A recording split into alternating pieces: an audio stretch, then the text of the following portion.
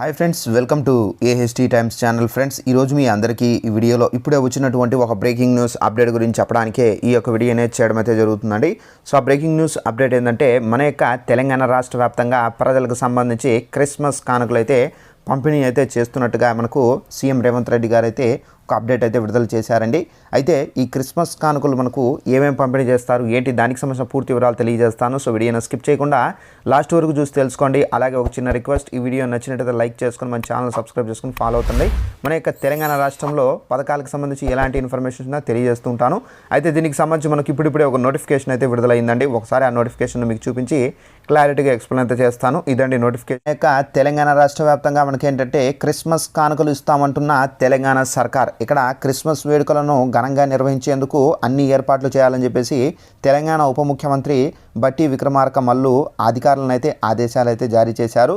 Christmas వేడుకల నిర్వహణపై ఇక్కడ సెలబ్రేషన్ కమిటీ అధికారులతో డిప్యూటీ సీఎం సమీక్ష అయితే నిర్వహించారు. ప్రజాప్రభుత్వం ఏర్పడిన తర్వాత నిర్వహిస్తున్న మొట్టమొదటి పండుగ క్రిస్మస్ వేడుకలు ఘనంగా జరగాలని చెప్పేసి బట్టి విక్రమార్క అన్నారు. ప్రజల సంపద ప్రజలకు పంచడంలో భాగంగా పేద కుటుంబాలకు క్రిస్మస్ సందర్భంగా గిఫ్ట్ ప్యాక్ల పంపిణీ విందునైతే ఏర్పాటు చేస్తున్నట్లు బట్టి విక్రమార్క చెప్పారు. సో ఇక్కడ క్రిస్మస్ పండుగను పురస్కరించుకొని ఈ నెల 22న ఎల్బీ స్టేడియంలో మనకు నిర్వహించే విందు కార్యక్రమానికి ముఖ్యమంత్రి రేవంత్ రెడ్డి గారు అయితే హాజరవుతున్నారు. పేదలు కూడా సంతోషంగా జరుపుకోవాలనే ఆలోచనతో పేదలకు ప్రభుత్వం గిఫ్ట్ ప్యాక్లు అయితే పంపిణీ అయితే చేస్తుంది. ఈ కార్యక్రమాన్ని రాష్ట్ర వ్యాప్తంగా పకడ్బందీగా నిర్వహించాలని చెప్పేసి బట్టి విక్రమార్క అధికారులను అయితే ఇక్కడ దిశానిర్దేశం అయితే చేశారు.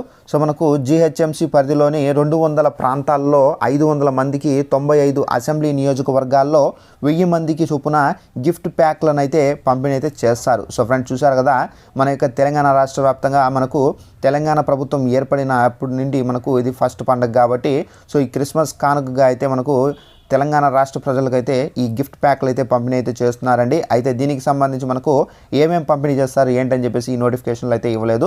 అయితే 200 ప్రాంతాల్లో 500 మంది 90 అసెంబ్లీ నియోజకవర్గాల్లో 1000 మందికి చొప్పున అయితే మనకు ఈ గిఫ్ట్ ప్యాక్లను అయితే పంపిణీ అయితే చేయాలని చెప్పేసి ఇక్కడైతే ప్రభుత్వం అయితే చెబుతున్నారండి.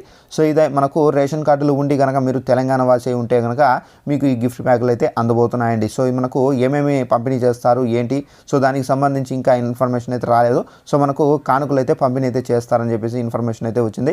సో ఇంకా దీనికి సంబంధించి ఏమైనా అప్డేట్ వస్తే తప్పనిసరిగా మీకు తెలియజేస్తూ ఉంటాను కాబట్టి వెంటనే మన ఛానల్లో సబ్స్క్రైబ్ చేసుకుని ఫాలో అవుతానండి. Thanks for watching this video. All the